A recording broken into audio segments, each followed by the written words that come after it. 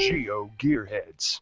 I'm Daryl W4, and welcome to another installment of one of the favorite GeoGearHeads episodes, Randomize XXV. This is a random assembly of subjects, many submitted from the audience for my co-host, the Bad Cop, and our special guest tonight, Land Monkey, to discuss.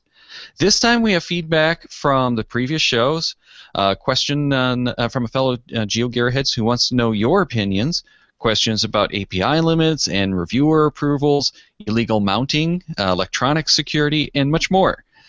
Too much, in fact, for one show, so we'll certainly have a bonus show for the patrons.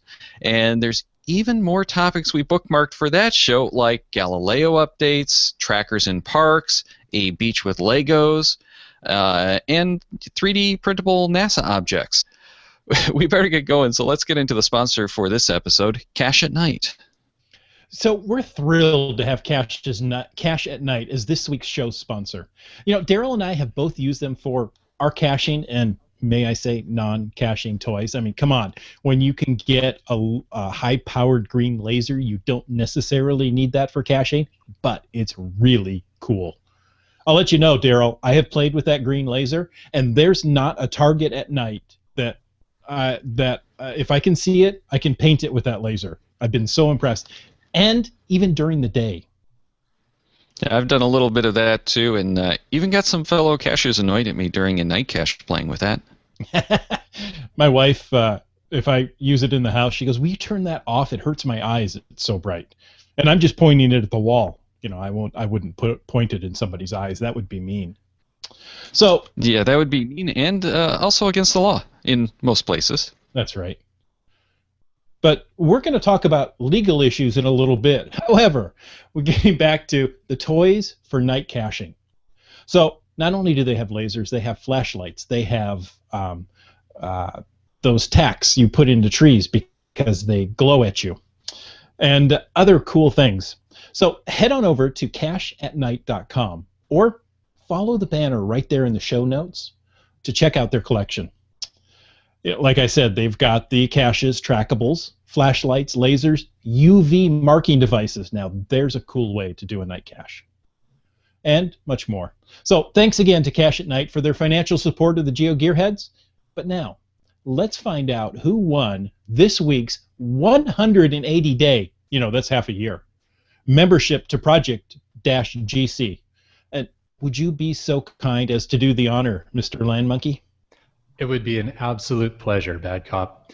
So you'd asked about the GeoGearHeads and Ingress for this week's question, and Team Pugach was drawn as the winner. Congratulations. Yeah, those responses were pretty enlightening, too. We had one of the weaker response rate in months, but we found that many of those who did respond were using iOS. Nearly half of the responses, actually. Those actively playing was pretty small. Many tried it and dropped it too. But how about you, Land Monkey? Have you gotten into it at all? Not an Ingress player myself, but I do have to say that last weekend I had coffee with one of our regular listeners on my normal podcast that I'm on and this podcast, which is Wet Coaster, and he walked me through Ingress quite a bit. And I thought, it's pretty cool. I can see the attraction. I just don't think I have time. That seems to be a common refrain. So many of our audience members do so many different things, and that's what we want to know as our live question tonight. So if you're watching live tonight, which here on the Eastern Coast, or Eastern Time Zone, because I'm kind of at the western end of the Eastern Time Zone, this is Thursday, July 24th. Get those into us by 9:35 p.m. Eastern. That's 20 minutes from right now. So, if you're watching live, you can get these questions to us, and you have to email that to geogearheads@cacheamaniacs.com with the subject Randomize XXV, and all you really need to do is tell us in that email, what other games do you play regularly? So that's really all we want to know, is what games you're playing, and it could get you a chance to win one of those 365-day memberships to Project-GC. Very cool. Very cool. Well, it looks like we're just waiting on the bad cop here for a moment, but maybe what I'll Yeah, do. unfortunately, it seems like we're having some issues with connectivity all of a sudden. But Land Monkey, a lot of people know you from caching in the Northwest with the Bad Cop and his longtime co-host, Wits End. But give us a little bit about yourself. Great. Happy to, Daryl. Thanks very much. So Land Monkey, we cache as a team, myself and Mrs. Land Monkey, and we regularly post a vlog, Land Monkey's Geocaching Adventures, which you can find on YouTube, and have a lot of fun with those videos.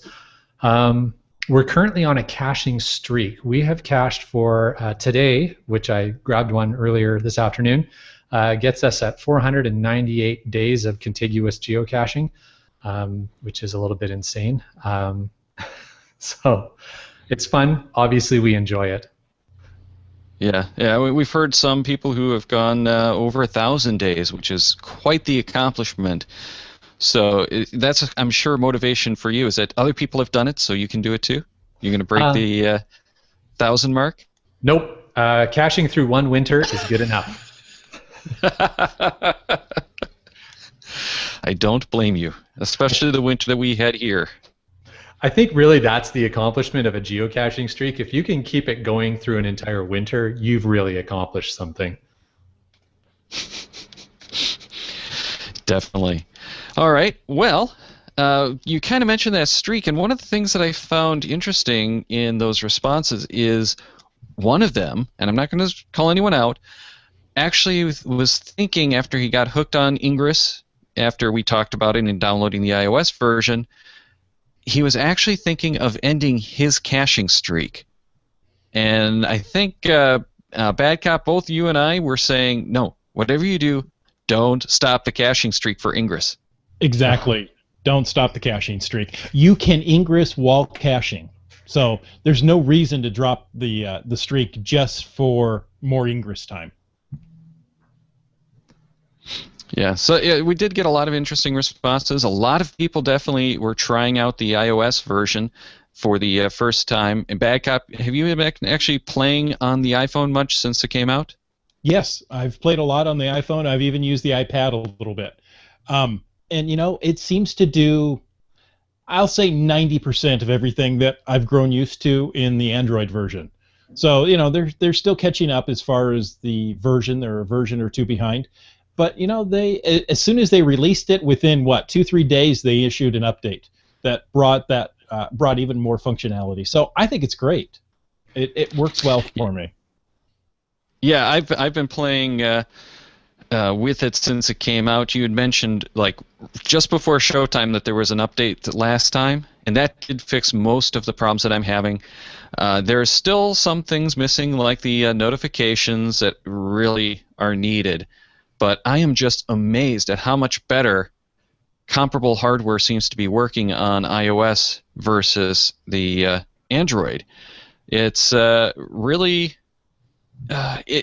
kind of disappointing almost to see that the iOS version interface is that much more responsive. Well, I don't know if it's disappointing. I find it to be pretty much the same as playing on my Nexus 7, of course, smaller. I'm really shocked that some of the things that I assumed was a data connection on the Nexus 7, meaning going through either my phone or some other Wi-Fi hotspot, you know, things like the maps not regenerating properly if you're driving along, and, you know, other things like that. I'm getting those same problems on the iPhone. So that tells me it's, you know, more of a game mechanic issue rather than an issue with the particular hardware. Yeah, definitely. And we did actually get someone in the live Q&A, Doug, who said that he captured his first 3 portals on Tuesday night, and they were all taken over today. And that's one thing that we do have to let anyone know who's playing this game for the first time. It's all about turning over the portals, especially those first, you know, several levels. Don't try to hold the portal. All you're trying to do is flip it from whoever's holding it, you know, whatever your opposing team is, to your team, and don't expect it to last more than 5 minutes. And really, that's the point of the game early on is you want to flip that portal. You want it taken back so that you can come back and reclaim it and get that those action points, like experience points that help you level up. So yeah, exactly. So I have a question for you guys on Ingress. And Bad Cop, you mentioned that you played it on the Nexus 7 on a tablet as well as on the smartphone. Is there any difference? Like, is it just screen real estate? Are there additional functions available if you're playing it on a larger surface? No, it scales very well. It plays identical for the most part. On iOS or Android, you can go from smartphone, so we're talking 5-inch, 7-inch on the tablet, or 10-inch on the iPad, and it really plays very well. In fact, you're not supposed to do this, but I do have an iPad holder in my car, and I've had Ingress up there, and on the iPad, when you've got a button, that's 3-4 square inches of real estate there, you can hit that pretty easily when you're driving. But I wouldn't do that. I think we're going to cover that topic later in the show, right? Okay. Well, one of the things that I really found interesting on Ingress was the Nexus 4 really was not a very good experience using Ingress. It was just too small. The buttons were non-responsive a lot of the time. I find myself having to hit the same button multiple times before it actually activate. The Nexus 7 was much better, much bigger screen, and I know a lot of the Ingress players went out and got the Notes, the Note 2s and 3s, specifically because it was such a better experience, and it had better battery life too. But the screen size, the bigger it was, the better it seemed to be on Android. And on iOS, that's not really the case. I actually like the iPhone 4 or iPhone 5 with its 4.5-inch screen. Is that what that is? I can't remember. 4-inch, I thought. 4-inch? Yeah, I think you're right. I think it's just 4 inches. I like that better in most cases than using like the iPad, which is in my case the 8-inch iPad Mini. So the iPad Mini should be the equivalent of my using the Nexus 7. It is pretty much, but it's a different aspect ratio, and I think that's part of it. While I actually like the 4:3 aspect ratio of the iPads over the 16:9s of like the Nexus, I really don't like the Nexus 16:9 aspects on the tablets, because for things like mail, when you go into that horizontal orientation, you lose so much of the real estate of the screen that it really, especially if you have to bring up the soft keyboard, it becomes almost useless. Right. So with the iPad, that like 4:3 becomes an aspect. An asset. Oh, sorry, what was that? I was going to say, like, it's the same on the iPhone. If you turn it sideways to use the keyboard, which is nicer, you get, one line of text left to do anything with. All right, we did get another response here from our winner, Team Pugach. I gave up on Ingress after one try. Daryl tried to get me to stick it out after I found it just too clunky, and it seems like everyone in my city was the same faction as me, so nothing to do. Yeah, that is a big problem if you don't have any opponents. And that one of the things that I typically tell people is if they can, before they actually pick their faction, log into the Intel map, which is at ingress.com/Intel, and take a look at who's around you, portal-wise. If you see a lot of green portals, then you want to become a blue, which is the resistance. If you see a lot of blue portals, the right side. Well, you say that. So you can switch sides, though, can't you? You can, but it requires a complete reset. Oh, really? Like you lose all your points if you do that? Correct. Wow.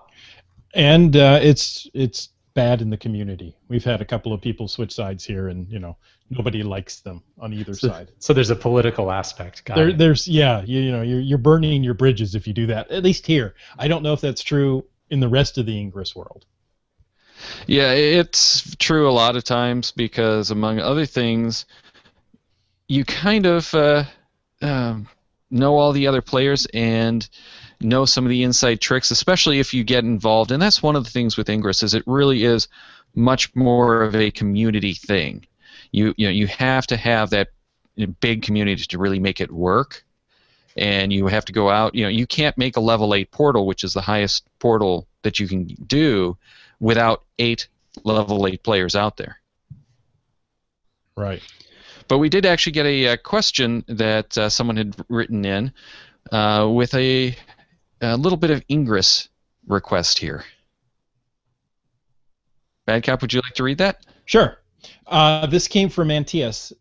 He said, emailed in. Question for the show: How do people keep track of that Guardian badge? I have around 30 portals that I own, but no clue how long I've owned any of them. I wish I knew which one's the oldest. I would be very defensive of it. Well, I do know that they used to promote that or have that as public information. And since, Daryl, just a month or so, they've dropped that. Yeah, I was going to say it was about a month ago they dropped the date information because people were out targeting the Guardian portals. Now, is that to keep other people from getting achievements in the game? Yes, because that's one of the things that's become a big deal now, is in order to get past level 8, you have to get certain levels of badges, and one of those is the Guardian badge, which you have to hold the portal for certain lengths to hit the bronze, the silver, the gold level statuses. So it really has become much more valuable, and it's a good way to keep people from leveling up to keep their Guardian portals down. Yeah, so, there's nothing that marks a Guardian portal. It's just a portal, typically near your house or near your work or someplace in the commute that you can get a hold of and keep a hold of for, I can't remember what the steps are. I'm working on 90 days right now. Oh, really? That's pretty good. Yeah. Yeah, around here, you're not going to keep almost any of those portals live.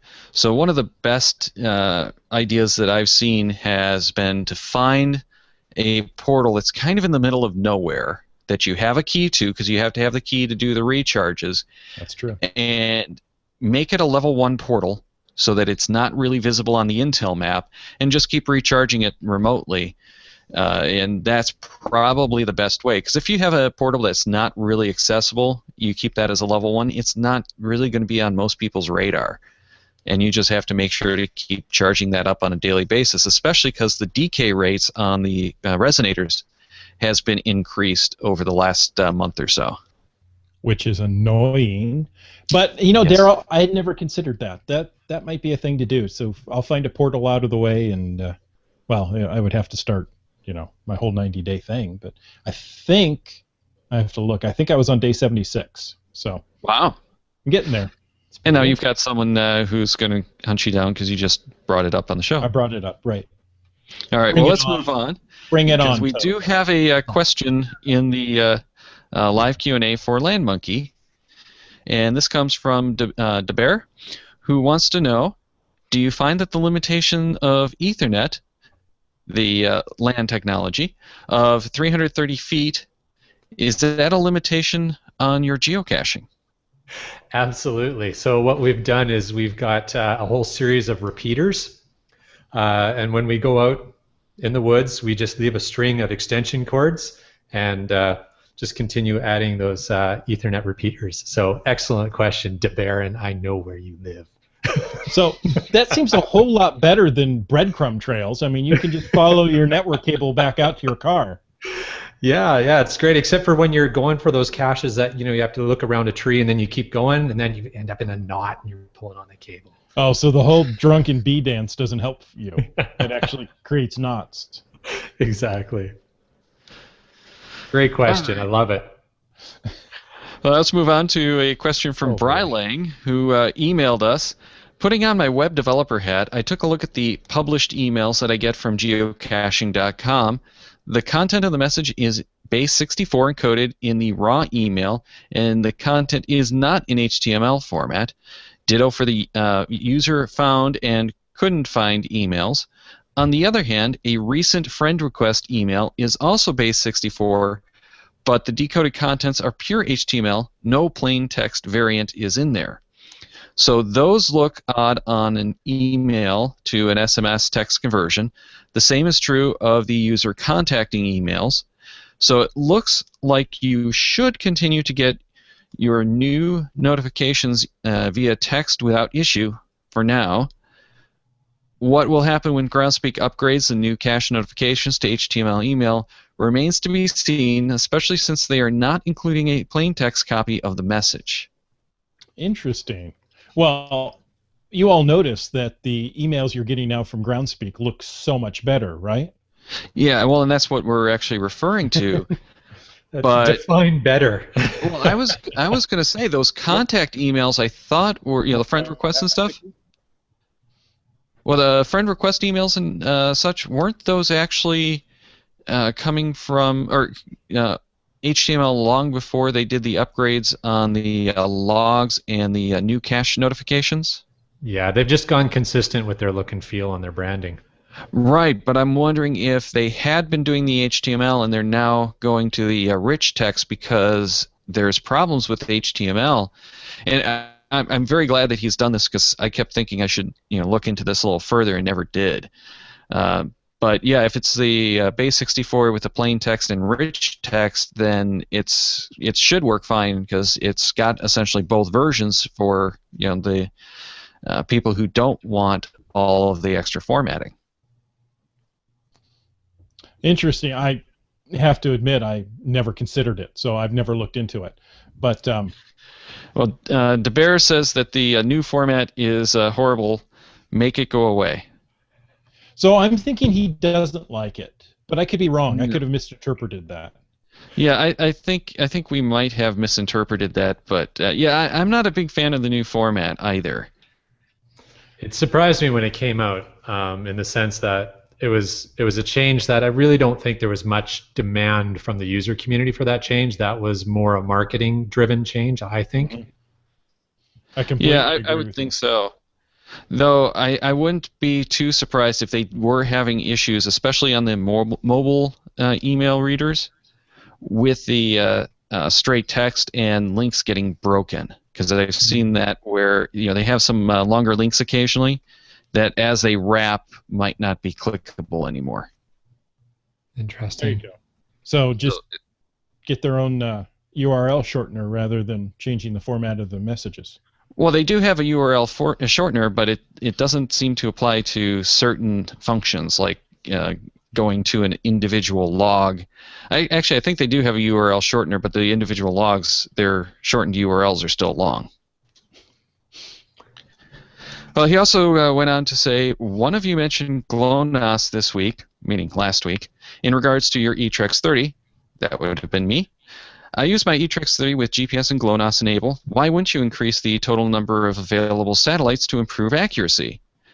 Were you aware that the iPhone 4S added GLONASS support and is still present in the 5, 5C, or 5S? This is why using the newer smartphones for getting good chords is okay as long as you don't do it within a few seconds of firing up the device. I typically take a series of screenshots over 5 to 10 minutes and then average the results at home. Then I compare the coordinates with the satellite photo on Google Maps to make sure the coordinates are not totally out to lunch. It also appears that many of the flagship Android phones over the last few years support both GPS and GLONASS as well, but I haven't yet dabbled with one of those devices. So what is he doing if he's actually hiding a cache at a lunch spot? Because then those coordinates are totally out to lunch. Yeah, well, he might just throw those out. Okay. There you go. I was just asking. And he's just using the Google Maps. Yeah, we were talking about it a little bit in email. One reason that you wouldn't want the GLONASS support on is if you don't care about the accuracy as much and want to save battery, because it does take a little bit more battery to run the extra radio. On the eTrex, I don't remember what it was, but I want to say it was only about a 10% saving. But if you're out hiking in the woods and just looking for that trail to backtrack, the extra accuracy that you're going to get is probably not worth losing the extra battery. So that might be one reason. And then the other reason was I've actually seen in some of the early units where the GLONASS throws you off location because they were having some issues. I don't think that that's going to be an issue anymore, since the constellation has been fully upgraded now and is in a good, stable position in North America, but down in Northern Hemisphere. But down in the Southern Hemisphere, I think that might still be a problem. But again, I haven't had a chance to research this at all, so we'll have to take a look at that. If anyone knows, let us know. I'd love to hear it. It's GeoGearHeads at CacheManiacs.com. Yeah, that would be excellent. I also cache with an Etrex 30, and after that episode, turned GLONASS on for mine as well, just to play around with it a little bit. Haven't done enough caching with it so far to notice any significant difference in battery drain. So it's obviously not that significant of a difference. Daryl, you're probably right, about 10% maybe. But I'm going to keep it on for a while and just check it out, see how it performs. Yeah, definitely let us know how that works out for you, because that is going to be interesting. Wait a minute, you're telling me you haven't done enough caching with this unit? You go out caching every day for 498 days. How can you not have done enough caching with this unit? No, with GLONASS on this unit. Okay. Wow. DeBear says that he still gets 24 hours from his Etrex 30, and he does like having the extra satellites. Now, DeBear, let us know what kind of batteries you're using in that. I generally use the lithiums. Yeah, well, yeah, of course. I generally use the lithiums just because I can't even tell how many hours I get, because it lasts me for more than a full day of caching. Granted, my days of caching aren't like 12, 14 hours, but I don't have any issues using the batteries like that anymore. The lithium batteries, and I did have the problem with the rechargeable NIMS, and I think that might be what he's using. While we're looking for that feedback on the GLONASS and batteries and such, Jersey Eric had actually called in and has a question that he wants all of you in the audience to answer. Hi, GeoGearHeads. This is Jersey Eric. I just enjoyed listening to your episode 131, Travelers 1. I have a few comments and questions which you may want to use on the next Travelers 2 episode, or perhaps your upcoming Randomize episode. I'd love to hear from your other users what people feel are the etiquette or their own personal rules for logging visits of their own vehicle trackables. I know that a lot of people feel the main purpose of them is to have people discover them, but if you own a vehicle trackable, when you find a geocache, do you log that vehicle trackable as having visited the geocache for every find you do? Or do you only have the vehicle trackable visit the geocache where ground zero was visible from your own car, such as a lamppost cache? Or only log it periodically when you find a cache where you had to drive really far away? I'd love to know what other geocachers do. All right, so that was a question for all of you from Jersey Eric, and that's going to be a little bit before we get to that Travelers episode, so you got plenty of time to think about it.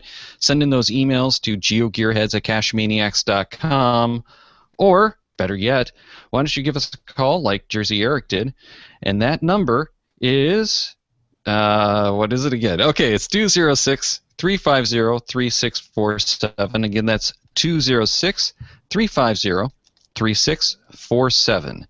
And before we move on to our next bit of feedback, we did hear from DeBear, and he's getting that 24 hours of battery time on the Etrex out of Sony Eneloops. Good battery. Like those Eneloops. Yeah, those are nice batteries, but I've had so much trouble with those things. I've only had one set of the Eneloops, which didn't last me very long time-wise or anything. But just in general, any of those low discharge NIMS just don't last me all that long, duration-wise. Interesting. I've had mine for over a year now with no issues. They're always ready for me. Yeah, it took me more than a year before I had issues, but also at the time I was doing a lot more heavy usage, and I was using them things like strobes, which generate a lot more heat. So I have the feeling that a lot of my problem was I wasn't using them in just GPSRs. I was using them in a lot of the higher draw units, and I think that helped to shorten their life, because things like the heat do degrade the life of those batteries. Daryl, just admit it. You played with them till you broke them. Yes, I did. I very much did.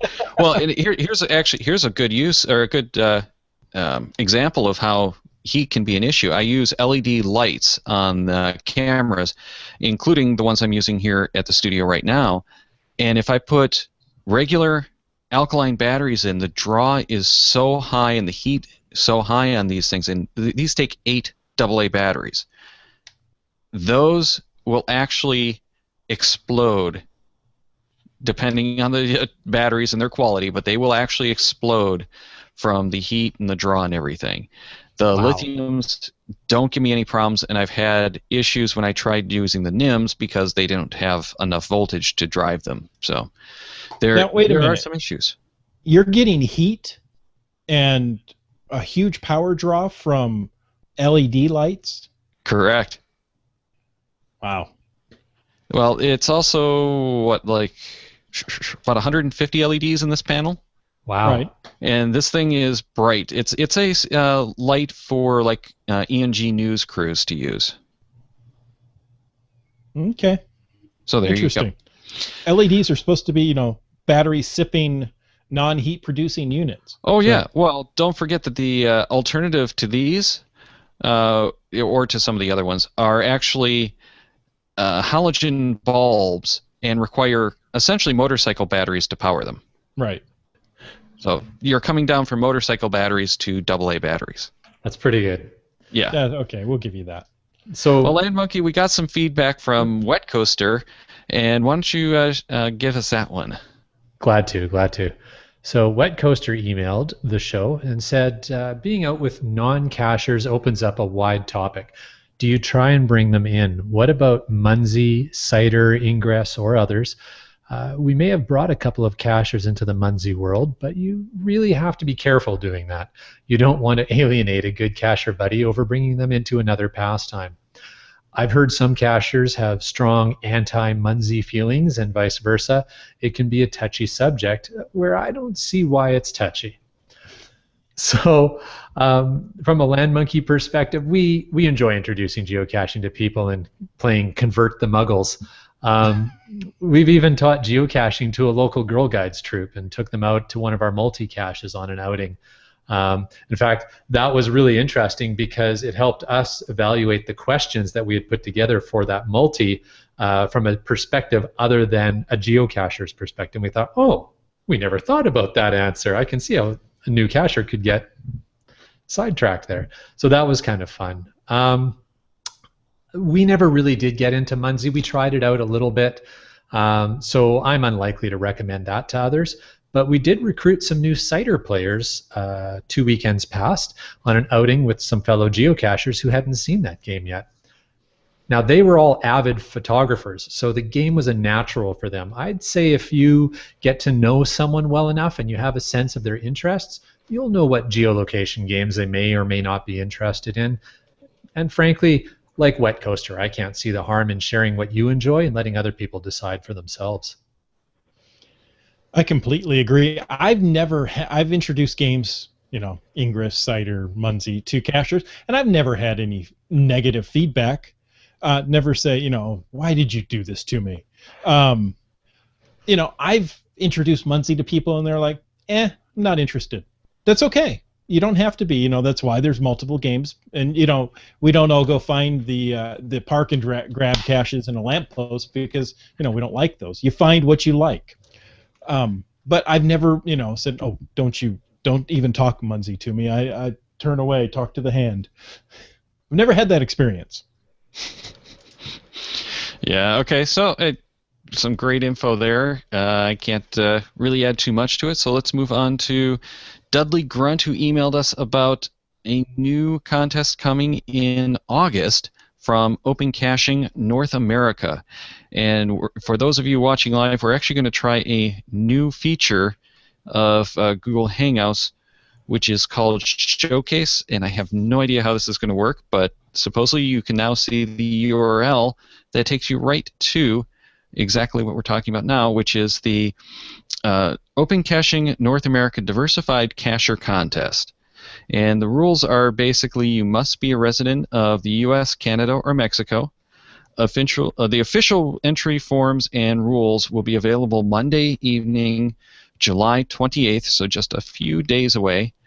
The deadline for entries are going to be Sunday, September 7th at 11:59 Eastern Time. There are 60 actions that players can participate in to score points, including 3 bonus challenge actions. Players will need to participate in a minimum of 5 actions and score 100 points to earn 1 entry into the drawing for all the prizes. Players can earn additional entry in the drawing for each additional 100 points they earn. The more you play, the more prizes you get, and some of those prizes are a brand new Magellan Explorers GC from terracaching.com, 3 premium memberships from Munzie, a virtual package from Munzie, a Cache Me If You Can geocaching board game, a $30 gift certificate to the Open Caching North America swag store, 3 100 Devil Cache books from Navicache, a Cider Hero t-shirt from Cider, and much, much more. That sounds like a lot of fun. There's not much at all in the way of opencaching.us listings in my area, so here's the perfect opportunity to generate some. And all the local geocachers who've tuned in just because Land Monkey's on the episode, let's get out there and put some out so we can have some fun with this contest. Right now there's a total of 3 in the lower mainland of British Columbia that are listed in Open Caching. I like the fact that I can create and list cache types that are grandfathered elsewhere on Open Caching US. And without recruiting some others locally, it'll be a short-lived experiment. I'll be placing and finding some, though. And throughout August, it looks like there's a lot of activity in the geocaching or geolocation gaming spectrum. So let's see how this goes. How about your areas, guys? Well, before we get to our areas, this sounds like something for Stevens ad infinitum, because he says he eats his toast with Munzie jam and drinks cider while he's out geocaching. Nice. Interesting. Okay. Yeah, I haven't really checked too much in the last few months, but around here we really don't have much action on any of the other alternate listing services. Munzie, we have a little bit of activity, but not too much. A little bit of cider. So really it's just geocaching and a lot of Ingress over here. Interesting. Well, Munzie is huge over here, so I can go and find hundreds of Munzies within. I'll do this for you, Land Monkey. A few kilometers of my house. So. Thank you. Now I understand what you're talking about. Thank you. Yes. And DeVere also commented in the live Q&A that he likes that this contest is a lot more things than just Open Caching US. Good point. Exactly. I love the whole diversified cacher approach that use more than one listing site or more than one game to play this. So, well, I was just going to say the big thing to me is that it really does look at a whole bunch of games, not just geocaching. So you can get into things like the Munzies and the Ciders and that kind of stuff that are similar games but still very different than geocaching. Exactly. Absolutely. All right. And we have another message coming in here from Wet Coaster. Yes. So we got to put this one in because it's kind of related to your area, Land Monkey. If anyone happens to be in Edmonton in the near future, GPS Adventure Maze is coming, and that's going to be there through August 5th. He had to make a quick correction there. If you want to look it up, it's GC58J1B, and it's at the TELUS World Science in Edmonton, Alberta, that is, if anyone's questioning. Nice. Now, if you don't know what the, I'm sorry, is the GPS maze? I just Yes. said it out loud, but it didn't sound right in my head. If you haven't been to the GPS maze, it's really a good experience to go to, and you get a very special, unique icon. So if you're in that area, really do it. It's a lot of fun. That's awesome. I've been waiting for it to come maybe a little closer than Edmonton. I'm not sure I'm going to do a 12-hour drive just to get that one, but it's a unique icon. You can't get it anywhere else. Yeah, a lot of people do their 10 cache days or 10 icon days and that kind of things around those. So this is a really good opportunity. Next to the mega events, it's about the only chance you're going to get at doing some of those big icon days. So when you get one, check it out. Yeah. Oh, and Wet Coaster also added that there are 10 lab caches around the building. So another great way to get some extra icons for your multi-icon day there. Wow, yeah. And monkeys sold now. Well, I'm going to have to go and take a look on the forums and see if that's going to actually come a little bit further west in Canada, because if it does, that's going to be fantastic. I'm hoping that if it's making its way, it's going to kind of just keep going west. You're hoping it's going to tip and fall over? That's right, till it hits the water. then it's mine. All right, well, today's winner actually had also called in a question, so let's get to that one, and hopefully we can give him some good answers. Hey guys, this is Dano of Team Pugach calling in from South Portland, Maine, and I have a question for you. I had this problem in the past a few years ago when I was in a different state, that it seemed it was impossible to please my reviewer. I would often get my posts sent back to me 3 or 4 times before they'd get approved. So I was wondering, any tips to get my new caches approved the first time I submit them? All right, thanks, and hope to hear an answer on your next show. All right, anyone? Any good tips? Well, I would maybe start, Team Pugach, with, it's very standard traditional advice, but to learn from what the feedback you're getting and figure out what it is that they're looking for. Obviously, the reviewers they're all people, and they're all going to have different goals and personal aspirations around what they're trying to do with their position as a reviewer. Now, one thing I have noticed lately is that it's not that the rules have changed from Groundspeak, but there's a lot more enforcement of some of the real specific rules. So things I would really, really steer away from are any kind of mention of product names or organizations or anything like that. Even if it's a passing reference, you're probably going to get that bounced back at you. It seems that Groundspeak's I don't know what Groundspeak or geocaching.com is telling reviewers or not, but it kind of seems like there's a little bit more emphasis on that aspect of it. So if there's one piece of advice I would give, other than see if you can learn the trends of what motivates your local reviewer, would be to really avoid any product or organization names in your cache description. That's really true, and I think Land Monkey hit it right on the head. Reviewers are people too, and you may have an opportunity to sit down with your reviewer at a meet and greet or an event and actually not know who they are. We had a reviewer, we didn't know who they were for almost a year until she stood up and said, "By the way, I'm such and such," and we're like, "You? You're kidding me." We don't like you anymore. But yeah, some of them are very rule oriented. Some of them, not so much. But it depends on the reviewer, and unfortunately, it's it changes per person. Yeah, I was going to say probably the best advice I can get, short of just make sure you're following the guidelines. Be a little bit tighter in your interpretation than you think necessary, and you're probably going to be okay. Any kind of commercial name, and believe it or not, things like GeoGearHeads, the Caches of the Round Table, geocaching podcasts are all considered commercial. Even blogs are considered commercial. So don't use any of those in your cache descriptions, and that part of it's going to be fine. I usually will create my listing and tell the reviewer to check that GC number so that they can tell me if it's too close to another cache. And many, many times I find that, yeah, the reason there's not a cache in this perfect location is because there's a final for a different cache there that I just haven't found yet, or one that I found long ago and completely forgot about and didn't have the cords because it was 8-9 years ago and it's still active.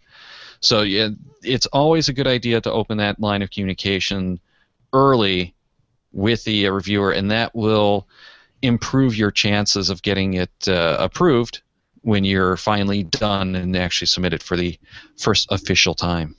Daryl, that's great advice, and I've found that in my experience as well, is that if you just, in your reviewer note, just say, hey, don't post the cache yet, I really just want you to let me know if this location's okay or if I can move it, and just, as you said, use a little bit of humility and ask that question. That really helps, especially if you're publishing a series, because the last thing you want to do is get 4 out of the 5 or 6 out of the 10 published, and then your whole series is messed up, and it's like, oh, reviewer, but you can prevent that. Well, and the other thing is, by letting the reviewer know that you're working on that and getting it ready, it does alert them that you're working on it. They can kind of block that area out if they know it's not going to be long before you get it finished up. So it's a really nice thing to open that early and make sure that someone else doesn't sneak in, 2 hours before you're ready to hit submit.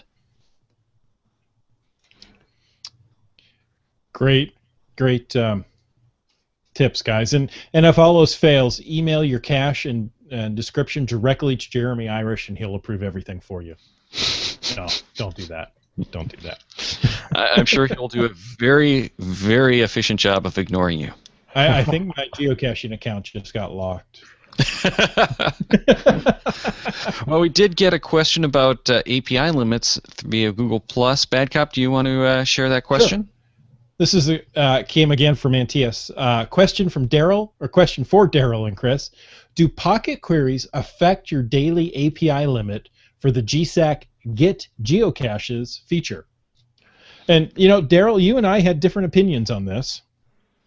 I didn't think we had different opinions, just different ways of expressing it. Different ways of expressing it. So my opinion, because it's the one that matters to me, is simply this: when you go and do a pocket query, you're pulling it from your phone. You've already run the pocket query, you pull it to your phone. That's one API call. So you pull it to your phone. That's one. Does it affect your API limit for the rest of what you're doing? No. Okay, see, we do have different answers then. And this goes back largely to that interview that we did with the creator of Geosphere, who filled us in on how some of this stuff works a little bit better. Downloading the zip file, or the actual GPX file, of the pocket query from the servers does not count against your API limit. However, most APIs are actually calling for the caches in that list, in that pocket query. They're not actually pulling the zip file, because the zip file is already old. So they're actually pulling the information directly from the servers through the API, and that does count, and each one of those caches in that pocket query gets counted. So yes, if you're using the Get Geocaches function in GSAC, that is going to count against your daily API limit. I agree with that, but my understanding of the question is the act of downloading a pocket query, does that affect your API limit? Yeah, but he says for the GSAC Get Geocaches feature, which is through the live API on the version 8 of GSAC. So in that case, yes, it does. But if you download your pocket query, then no, it doesn't count. And Land Monkey is shaking his head. Yeah, I can see where you guys would or nodding his head. Yeah, I see where you had the. Yeah, he's doing something with his head. I can see where you guys had the misunderstanding there, because I would agree in my understanding of how that stuff works, Daryl, with it. If you're using it via GSAC and launching that the grab the pocket query through the get geocaches feature of GSAC, then it is using the API and it affects your account. And if you're just going onto geocaching.com, downloading it, and then importing it, then that's different. Yep. All right. So we didn't really necessarily, I guess, answer the question as clearly as we could have. So it depends. Yeah, exactly. It's one of those things that's a little bit hazy. So yeah, if you're concerned about your API limits, download the zip file. It's going to be a little bit older, or the GPX file, whatever you're actually doing. It's going to have older data, but you're going to get the data in as well, if you're downloading it from the website and pulling it in, that's no calls at all. Right. If you're doing it through the API, then you're going to have issues, and you're going to use the API calls, which for most people is more than enough for a single day. But if you're planning a trip or something and getting a whole bunch, then yeah, you're probably going to get a little bit concerned with that. Yeah. Well, let's move on to NBC News. And Land Monkey, fortunately, you don't have to deal with this quite so much. But we've got a situation where the U.S. tightens security on the electronics coming in from overseas airports. So, Bad Cap, why don't you run through some of the individual points on this one? I'd love to. Agents may ask travelers to turn on their electronic devices at checkpoints to verify that they actually work. If they do not have power, the devices will not be allowed on planes. So if your cell phone is dead when you go to check in, it may not be allowed on the plane. TSA screens may require passengers to turn on laptops, cell phones, and tablets. U.S. officials are concerned that a cell phone, tablet, laptop, or other electronic device could be used as a bomb. And now we just made the NSA hit list. U.S. officials singled out that smartphones, including iPhones made by Apple and Galaxy phones made by Samsung Electronics, for extra security checks on U.S.-bound direct flights from Europe, the Middle East, and Africa. So there you have it. Just make sure your device can be powered on. Save that little extra bit of battery. Yeah, I remember a day when if you brought laptops, you had to have it in sleep mode so that you could power it on, instantly when you got there, or you wouldn't be able to do it. So this seems more like it's a return to existing policies, except that this is being implemented in foreign countries, which I think might be a little different. I haven't done enough foreign travel to know. Yeah, I mean, I've done a fair bit, Europe to North America, not coming into the U.S., but coming into Canada. And there's a lot of similar rules from that perspective. We're perhaps not quite as aggressive at the Canadian checks, but definitely I do a fair bit of flying from Canada into the U.S., and we have the U.S. Customs and Security in the Canadian airports. And as you said, this is not new. It's just been relaxed over the last few years, so it feels like it's new. But the whole concept of needing to fire up your electronics to prove that they aren't WMDs, that's been going on for a while. What if you have a virus? Well, I think what's actually it's a biological hazard then. This is true. I think what's actually new here is not so much that they're making you do the electronics, but they've actually extended that into things that they had previously not cared about so much, like your phone, like your tablet, because supposedly they've gotten some intelligence that there are people trying to turn those devices into bombs. So that's my impression from the articles as to what's going on. And by this point, most people have probably heard all about the changes, especially with some of the latest developments and a couple of planes that recently went down just this week. Yeah, that's tragic. And while there was no specific mention of GPSRs, I'll have to assume that they fall into other electronic devices. So, we got into the habit of just doing this at security checks and making sure. Again, it's always a good practice to make sure all your batteries are fully charged before flying anyhow. case in point, you're going to want to use them on the flight. As an example, Air Canada Rouge, which is their new economy service, they actually allow you to use your tablet or your computer as a streaming media receiver on the flights. So sometimes as well, I'm working on GSAC fine-tuning for my next caching adventure. So you want those batteries charged anyways. And as you say, if you have it in sleep mode, fires up, you'll get through security, no problem. All right, let's move on to the last topic we teased, and then we're going to have to head out and hit the Patreon show, because that's going to be a lot of fun too. I'm really excited about some of the stuff there.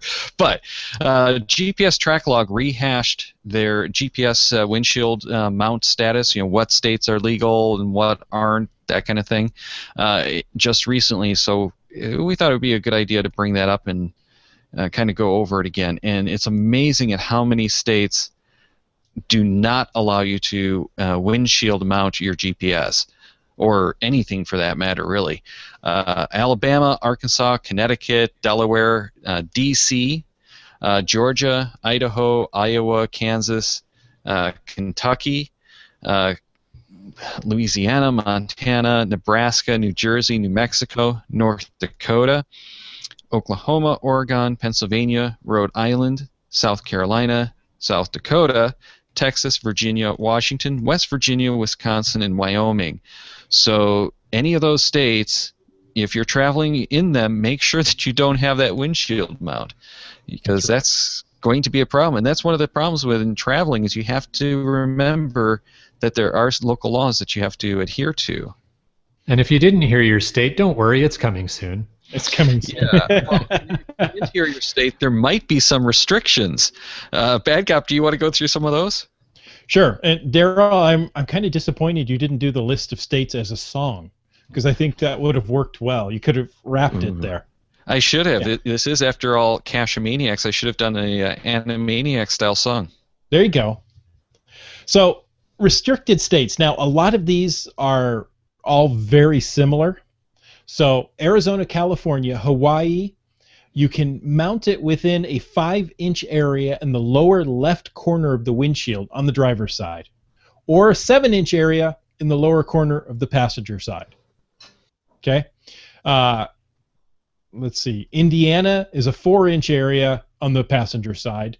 Maryland allows for non-transparent materials to be placed within a 7-inch square area in the lower corner, as long as it doesn't obstruct the view of traffic. So it really depends. Just pay attention, and you know what? Get a vent mount, or something that's more on the console rather than sticking it on your windshield, and you're going to be fine. Yeah, and it also keeps it out of the sun too. But Limax in live Q&A just let us know that California has repealed that. So if you can, drop us a link so that we can put that in the show notes as well. But I hadn't seen or heard anything about that. And this stuff does change. So even though you have this list that they just put together a couple of weeks ago, it's already out of date. It doesn't take long. It doesn't take long. So I can share here in British Columbia, Canada, the laws. The ones that I could find start with respect to no handheld electronic devices in a motor vehicle as of October 21st, 2009. Specifically, they state no manual programming or adjusting GPS systems, whether they're built into the vehicle or not, while driving. All settings must be programmed before driving. What about a passenger? So that would be specific to the driver, what they're asking. Okay. Yeah, valid point. The permitted use for GPS systems is pre-programmed and voice-activated GPS devices. And the law with respect to mounting the device on the windscreen reads as follows. There's a whole bunch of subject to sections, blah, blah, blah. But basically what they're asking is that the electronic device must be installed so that it's securely fixed to the motor vehicle. So that could be open for interpretation, I think, a little bit. Suction cup is not securely fixed all the time. Unless you licked the suction cup first, then it's securely fixed. Exactly. It has to be fixed in a manner that does not obstruct the driver's view of the front or sides of the motor vehicle or interfere with the safety or operating equipment of the motor vehicle. And the following electronic devices are allowed to be placed as they've described. Global positioning systems, and I think they mean GPS receivers, so no satellites in your windshield, please. Electronic devices that include hands-free telephone function, so I think they mean like the Bluetooth speakers. And finally, televisions. So it's legal then to mount that 50-inch TV in the minivan. As long as it doesn't obstruct your view. You use a camera in front of that, so you get a whole new view. Yeah, so... Wow, televisions. That seems wrong to me. But A quick comment from Limex just came in, and he said that the repeal is only the windshield mount. And Native Texan actually asked if, she didn't realize it, but if it's just window mounts or if it's ones that clip to the vents. And actually, DeBear answered that for us. It's just windshield. It's a view obstruction thing, and that's something to keep in mind that in most cases, it's not the windshield mount that's necessarily the problem. It's the obstruction of view. So even like the friction mounts could be a problem, or the vent mounts if it, protrudes above the dashboard. It's up too high, right? Right. So yeah, it's not just windshield mounts, even though it does apply to them. It can, in some cases, be different. Yeah, so don't windshield mount that iPad right there in the front, 'cause that's bad. But apparently TVs are fine. Yeah, bad cop. So I think the one other thing to add to that, though, is the distracted driving laws that I know we have in British Columbia, and I know is in California, and I think is in Washington State. Yes. So even if your device is mounted in a way that it's not obstructing your view, if you're pulled over because somebody sees that you're looking down at the dash and not out the window, you're going to have to watch that too. So your mileage may vary. How's that? Stevens at Infinitum adds, that's why I keep my GPSR on my lap while I'm driving. Yeah, that doesn't work either. Sorry, guy. Well, it works as long as it's off and you're not using it. Right. But you're going to get in trouble if you get pulled over. Yes. Well, I think he's probably going to get in trouble whether he gets pulled over or not. But that's a story for a different time. And we have run over an hour. So Yes, we have. So let's get out of here. Before we do, though, we have to tell people who actually won the contest for this live show. And that was Limax, who said that the only other location-based game that he's playing is Ingress. He's been looking at doing letterboxing and maybe Cider, but he's not too much of a photographer. And I will say something about Cider. Not all of the sites, but some of the sites are actually a good way to improve your skills. If you go look for interesting photographs in Cider and hunt for those and try to replicate them, it's a good way to try to expand your caching or your photography repertoire. And a lot of sites that I place are really interesting details specifically for that. Here's a cool photo, try to make this photo. Nice. I like that. I hadn't considered that. No, there you go. That's very Something cool. else to go out and do with your sites. Well, and the other thing that you can do with that is open up more interpretation of various objects, and it allows you to do things like architectural details that as a photo it's not going to be interesting. It might not be good. It might be a cool place to go, but it's not really that interesting. So, as the photo. So if you go up and get closer and start looking at maybe it's the bricks, maybe it's the door, and there is a tag in Cider for doors, and those are some really cool doors sometimes. But you can get all of these really interesting, great details that really, really make the photo much more interesting than if it's just the whole building or the whole statue. Start paying attention to hands, start paying attention to the angles, and it does make that site a lot more interesting and get people to hopefully check it out a little bit more if there's anyone else in your area. Great advice. Do they have special categories for any other bands, like the Doors, or besides the Doors, like the Knack or the Who? No, but you can always add your own. Okay, good. Well, enough with that. Let's talk about some upcoming shows, Daryl. Now, next week we're talking mega event planning. This is going to be one you're going to want to listen to. After that, first show of August 7th is road caching. It's number 5. We've done a lot of these road caching shows, and they're very popular. August 14th, we're talking with the geocaching doc. August 21st, 3D printed maps. And one of my favorite, August 28th, the next Randomize show. That's Randomize 26. So you've got time to think about some questions, toss those into an email, call us on the phone to get your questions on these shows. Yeah, that phone number is 206-350-3647. But you also want to remember an email address, and you're going to want to get that email ready right now because we're about to tell you how you can get a chance at another prize pack from GX Proxy. That email address is GeoGearHeads@CacheManiacs.com. You'll need to do a little searching for this week's answer, and in that email, titled Question 134, include your geocaching.com screen name in the body and tell us what is the GC number for MOGA 2015.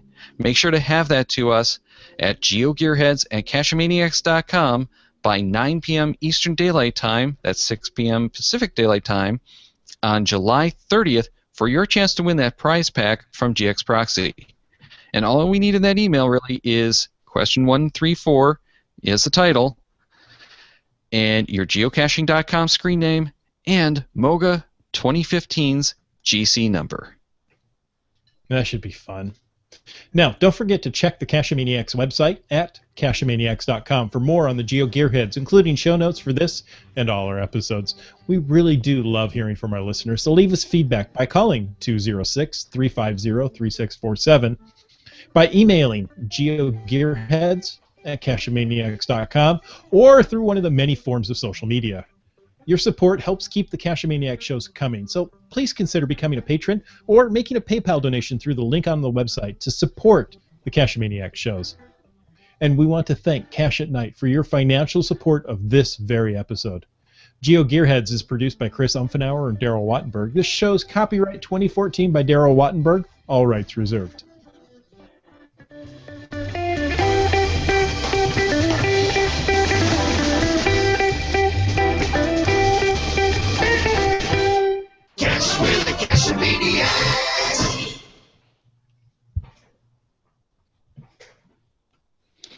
And clear.